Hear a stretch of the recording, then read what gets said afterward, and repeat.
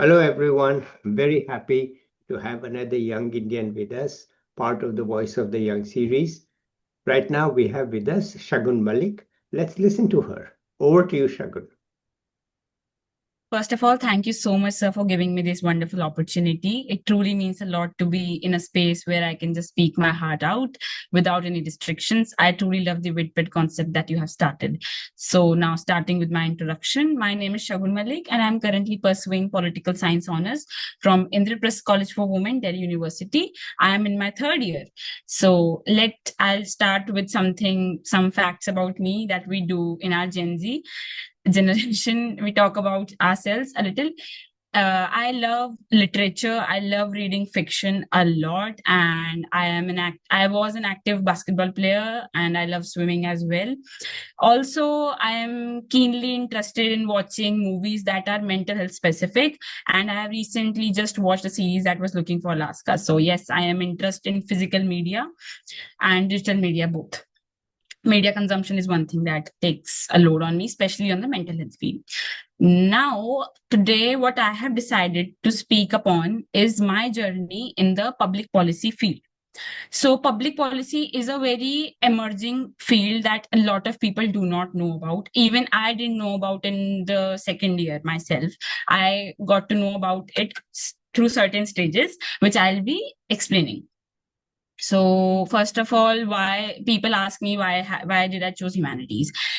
In 11th class, it was not clear what I wanted to become, but one thing was very clear that I wanted to do groundwork.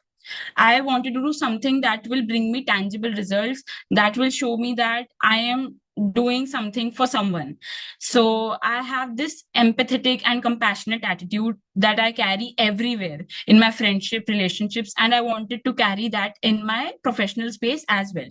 So now this attitude would not meet in the corporate sector, I thought, and not in the sciences field. So humanities was left for me, and humanities intrigued me because it the subject, the political science, psychology, geography, history, is what I think that I can live. So I wanted to study what I can live. So therefore I took this subject, and then further in 11th 12th I understood that I have more interest in psychology and political science specifically. So I'll graduate and postgraduate in these subjects. This was clear to me.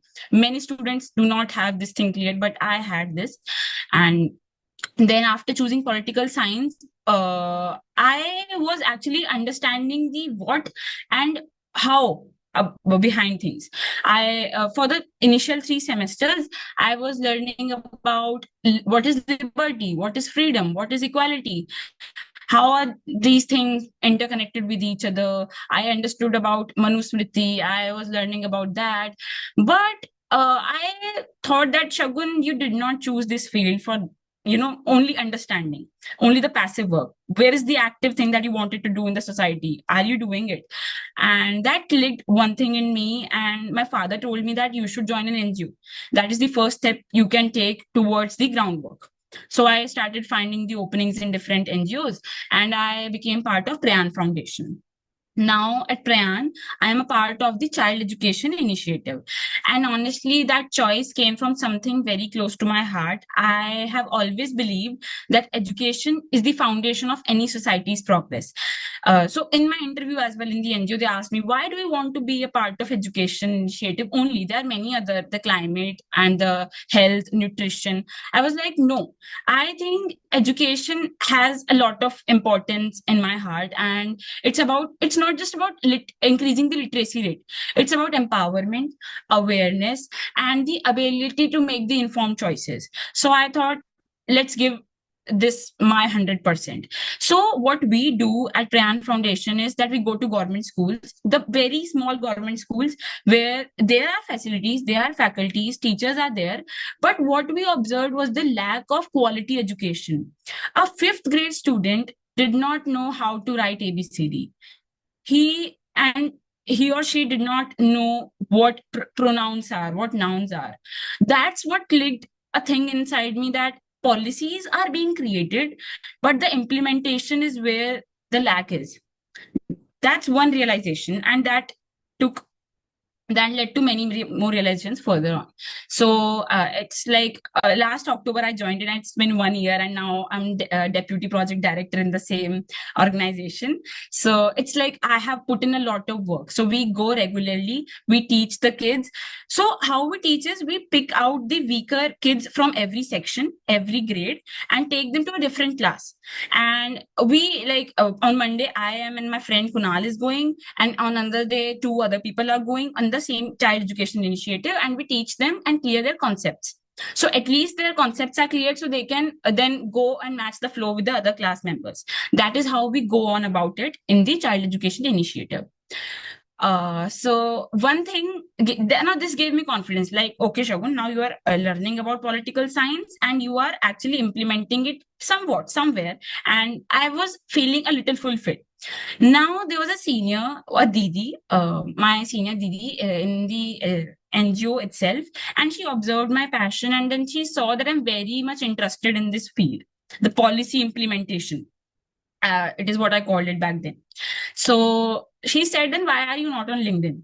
I said, I'm very scared. She said, why? I was like, Didi, I think like everyone will judge me. I do not have any skills. I have not done anything in my 3 semesters. I was just in my course books. I was just focusing on academics, while other people in on my age were taking part in societies, doing so many crazy internships, like they were making most of their time, but I was not doing. So I think I do not belong on LinkedIn now. She was like, you are completely wrong, Shagun. Everybody starts somewhere. Now this line stated by her kicked something in me, like everybody starts somewhere, and it's okay to start late. It's nothing to be ashamed of. She like, we had a 2 hour conversation that night, and I was like, okay, Shagun, like why are you so scared of being judged? Nobody cares. Like it's your life now. Go on. Do whatever you want to do. So I was like, okay, I'll make a LinkedIn account. First step. I made my account. I wrote about my experience in 11th, 12th, whatever I did. And I wrote about my Prayan Foundation experience, that what I did in the NGO and what I'm doing, what I'm passionate about. That's what I put. I had nothing else. No society experience, nothing Python, C++, Java, nothing, no sort of skills that can give me job in future. But okay. Then I talked more with Didi, and she said, your focus is more on the political science field. You want to do something in that. So start applying to think tanks. So in January, in this year's January, I started applying to the as many as think tanks, research organizations, initiatives, any fellowships, whatever I found on LinkedIn, I started applying it without any shame. I sent thousands of connections, like whether they'll accept me or not. I was sending and sending. And then I got my first internship, which was from NITI Tantra, a youth-led polity think tank in India. And it is fully youth-led. It is a non-profit thing which you do not get paid for your internship. But the skills that I learned in that 1 month internship, I am so grateful for them, because I got to publish my first policy brief, which was on the analysis of budget 2025, specifically on the Kosi Canal project that has been launched. So I extensively researched under my mentor's guidance, and that was such a sense of achievement for me, that I have something published on my name. The website has something Shagun Malik's published there. I was very proud of myself, like, okay, it's late. People have done this before me, but it's a beginning for me. Then I got the confidence, and I started applying to multiple internships again. And that just opened doors for me, because my CV widened. So people started taking me in other internships as well. They gave me chances. So I got to publish more articles in other fields like climate action, policy implementation, gender empowerment. So I wrote many articles. I also participated in many research paper competitions, debate competitions. So now I was coming out of my cocoon. But I was not completely out of my cocoon. I was still very afraid of aiming too high. Too high for me was government internship. Like in my age, in third year, everyone has their dream internship. For someone it is Deloitte, for someone it is Google, for someone it is Amazon. For me, it was government internship like NHRC, maybe Ministry of Culture. But for me, it was NITI Aayog. I wanted to be there. I saw many posts. I saw people doing great there, and I wanted to be a part of that space because that aligned with my goals. Now, I wanted to be in part of the research domain, think about how policies are made and how they shape our future. I wanted to be part of that space. So again, I talked to my friends. I thought, like, do you think I'm capable? They say, Shagun, you are doing so great from past 5 months. You are putting so much energy. You have gained the skills. You have gained that experience that is required to be in an such internship, research internship. So do not hold yourself back. So I was like, okay. So I talked to a lot of my seniors and who have already done there. They explained me the whole procedure. You have to apply from the 1st and 10th of beginning of every month. They open their internships. But to increase your chances, what you can do is you can cold mail to the young professionals and consultants of various verticals. So I did that. I religiously sent cold mails to so many people, and I thankfully, gratefully got revert back from two of the verticals. One was my dream vertical, which was governance. Obviously, political science aligned, and I wanted it, so I got it. And this internship actually gave me that sense of achievement that yes, I have chose the right field for myself, because daily when I went there, I worked on my research topic which was provided to me. I guided my mentor in her research, which was on senior level appointment that is happening at the public sector enterprises, and how that appointments shape the whole company's working. That was what our main objective of research was. So what reforms can be brought, what changes can be learned from different countries. I was working on the global aspect, and my friend or my co-intern was working on the India's aspect. So I researched about 5 other countries and how their senior level appointments are done at the bureaucracy level. So I took Singapore, US, and Australia, and 2 other countries as well. So that 6 week internship, I went to an office. I was going there. It was so fascinating to me. Like, I felt like I was becoming an adult. Although it was unpaid, and that's totally fine. The experience is worth more than money. And I'm privileged. I'm at a position that I can say this. So that was very great. I loved each and every day going there because college is quite monotonous. You go attend lectures, come back, attend lectures, come back. And no practicality. There I was sitting in rooms where people are talking how policy is going to shape our future, the policy that is going to be implemented in another 2 months. So being a part of the discussion gave me such a sense of fulfillment, like, yes, Shagun, you belong there, and this is your calling.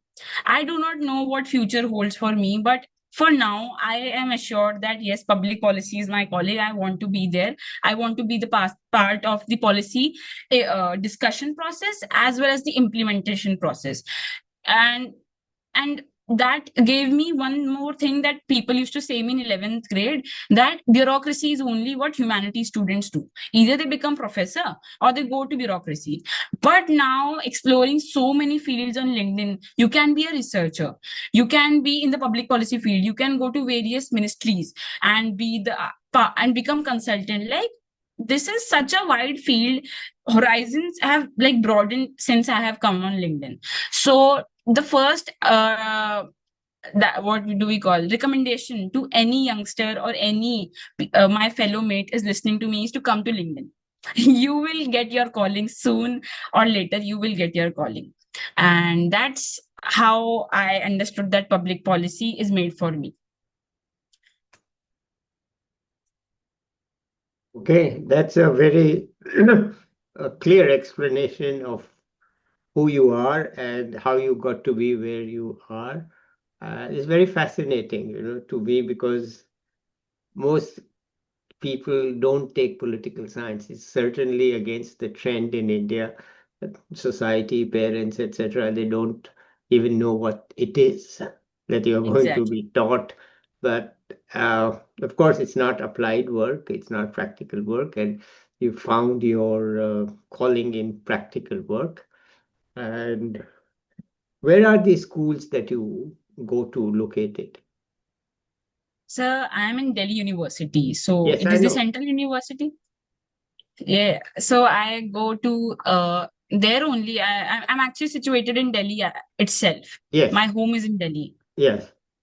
No, but you said you are volunteering in the Prayan in the schools. Prayan Foundation. Where are Yeah, the that schools? is there are schools. Schools are also we have like the Prayan Foundation has branches in Kolkata, in Maharashtra, various branches. So I'm the Delhi branch, the main branch, and the schools are located in Delhi, majorly in the Kamla Nagar area. Hmm. We have like targeted them, but Hmm. we are actually thinking of expanding our scope, and soon, because it is a budding project, so it will take time, so we'll take it to the street school as well. Oh, we'll okay.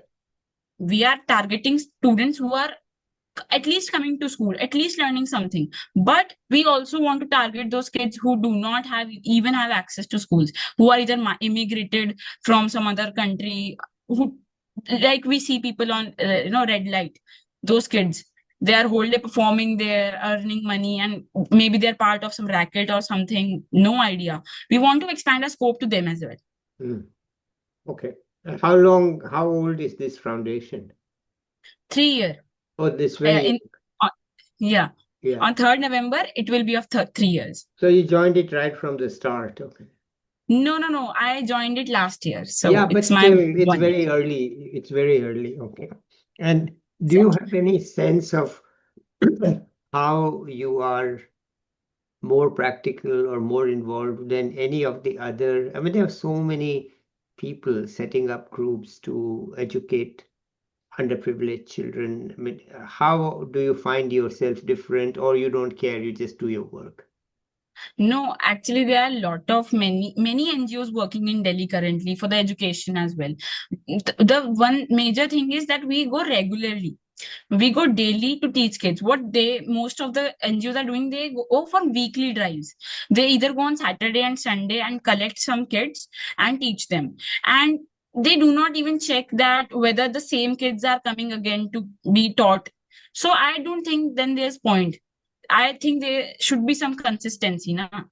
So that is what others are lacking, and we are actually focusing on that No. to and also what we are doing is we do weekly a creative drive as well. We teach them some such a topic that we were taught in our private schools. We had so many privileges, so many opportunities, like some workshop is happening, solar system is happening, wide array of opportunities, but they do not have it. Teachers just come, do their task and go. They barely care if they're the student sitting in the front row is get understanding that or not. Hmm. It hardly matters to them. Yeah. So we also organized that creative workshops, like one was for grammar, one was for solar system, one was for know your constitution, know your rights. Hmm. So yeah, we do that as well. Okay. It's a wonderful initiative, I must say, because we all know, you read what you told me about fifth grade, you read ACER reports and you weep because the picture there is very depressing, that Very the average depressing. schools in India are really unable to give even the basic education. And sir, what I notice is that the policy formulation does not have any problem. The policy that they have formulated and the funds that they're allocating is enough. But the problem lies in the implementation. I have like read like what Delhi government has allocated the amount, the criteria that they have set for each month, targets they are giving, but that is not being implemented properly, and the kids are still there, and they do not care. They just have their food. They're not caring about what they are learning there, Right. and it is like the gap is very wide. Yeah, I And hear I it. have just observed in the education sector, there are various sectors. In health, also, the similar thing is happening. In other sectors, the similar thing is happening. I hear it all the time that the policies are on paper, the ground reality is different. I hear it from That's the young main people thing. all the time. I hear it from young people all the time that by not asking questions, by letting them talk about what they want to talk about, one of their normal, I mean, I hear it so often that, sir, what we see in the paper is not on the ground. It's completely different and nobody cares. It's not being implemented. It's not being. So actually, talking to you as a political scientist, we are reaching the limits of what governments can do. It is, the state government agencies have limits. It's time to recognize it. Exactly. And We there have is to not broaden it. going to be a sudden change tomorrow. It's not going to happen. So this is a limit on the ability of the governments, whether it is union, state, city, municipal, to deliver. So that is where I believe one change that should happen is the top down approach should be like reversed with the bottom up approach. I think changes will be there if we like focus on the bottom first. Like the local government are okay. The 73rd, 74th Amendment came in 1992. Okay. We formed the local governments in every Yes, state, every city. yes, But yes. what about the implementation? Are you just checking the Panchayati Raj that is it working the way it should in every state? Is it? No, Are the panchayats being held every month? No. no. So the bottom up approach is where I think we can work upon. Well, since independence, the union government has usurped the authority of the other governments. They have, I'm not blaming current prime minister, since long ago, the union government and the prime minister said, we will do it. But in the early years, I was alive then, and they could deliver the basics, right? But today the need is not for basics. They did deliver, we were a food short beggar country. They did deliver the Green Revolution, and we are today exporting rice. Okay, not today, 30 years ago. Okay, so we got out of that. And they did build the higher education institutions, and you and I have been part of those. Okay. But the bottom fell out, and it has never come back. And the union government cannot deliver on that at all, because the schools are not run by the union government, and yet the union government keeps saying, or the prime minister keeps saying, we will do it. And say, but you cannot. Then the chief ministers also don't do it, because they are hiding under the prime minister. Oh, prime minister will do it.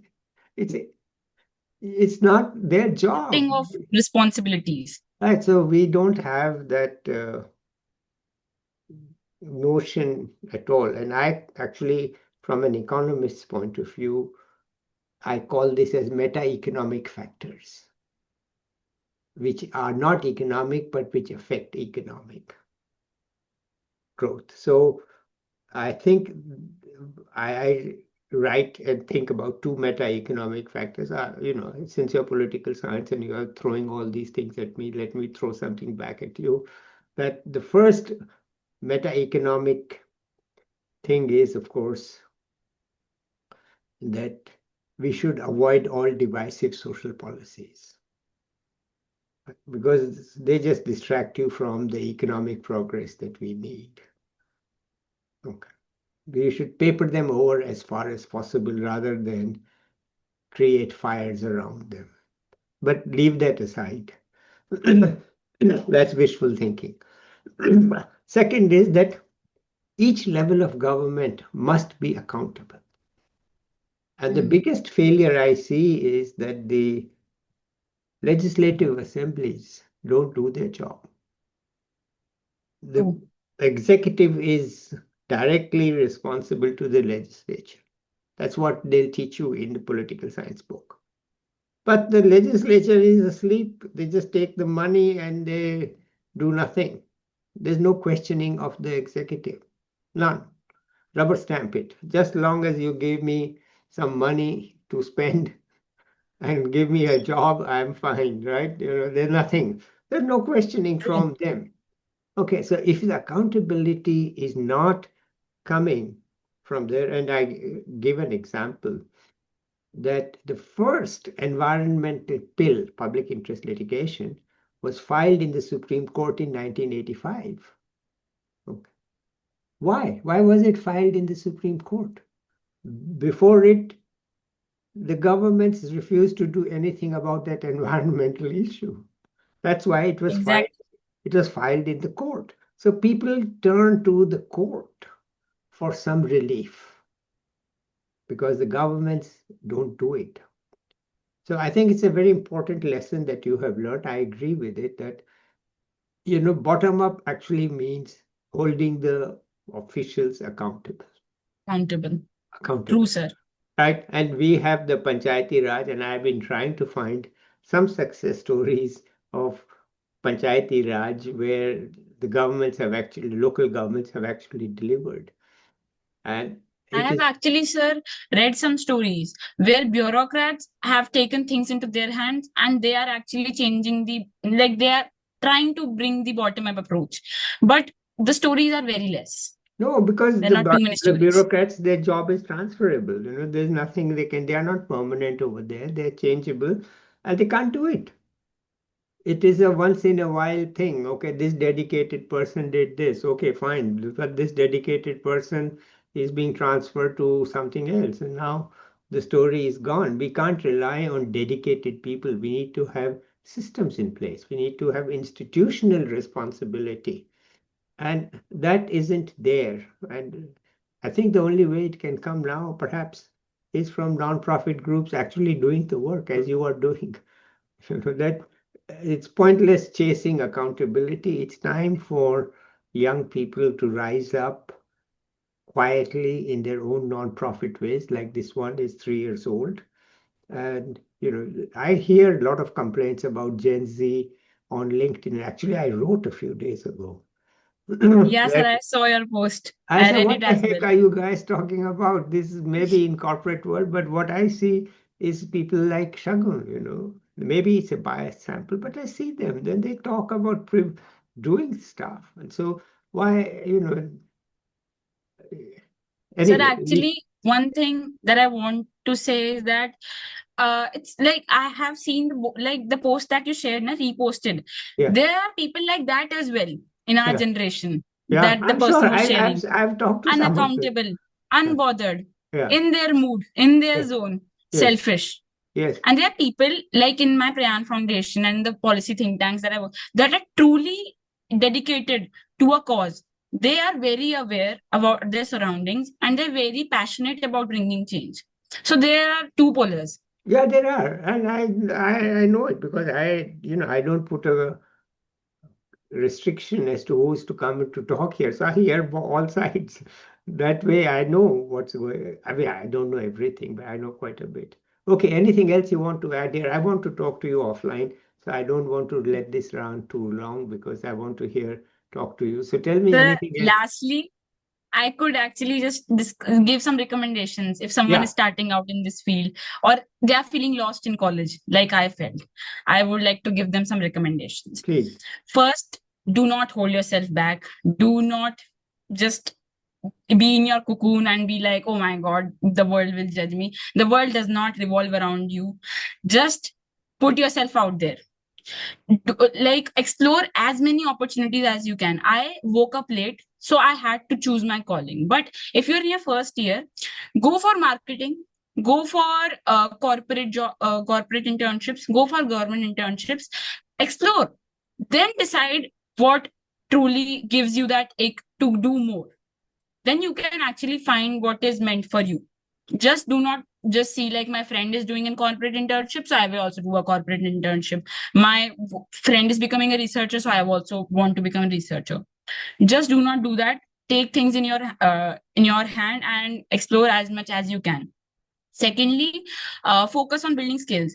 In this February, March, I also joined various public policy courses, winter schools, which are free of cost. And I interacted with so many mentors in working in this field in IIMs, IITs. And I got like they were mind boggling conversations. I was like, oh my God, I never thought like this. So try to attend as many sessions available to you online. take most of it. Just don't go clubbing and in the fests. Do something like different as well. And be passionate. I have like seen, like I was telling you, there are people on my age who are not very passionate about anything in life. They are just roaming. So I like take something and be passionate about it. Be kind, be empathetic, be aware of your surroundings. Okay. So my main thing will be like be a human first, then a professional in any field, whichever you want to become. Be a human first, and that's the major recommendations I would give. Okay, Shagun, I must say that I'm very happy to listen to you.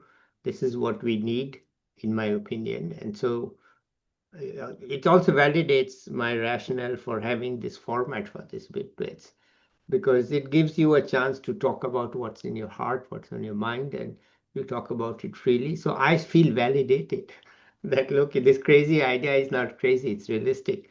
And I do want to discuss several things with you offline. So let's end it here. And Thank you so much, sir, for let's bringing me here and discuss it giving me this offline. Okay, opportunity. so we will stop the recording. I'll be back with another young person or an expert. And bye till then, everybody.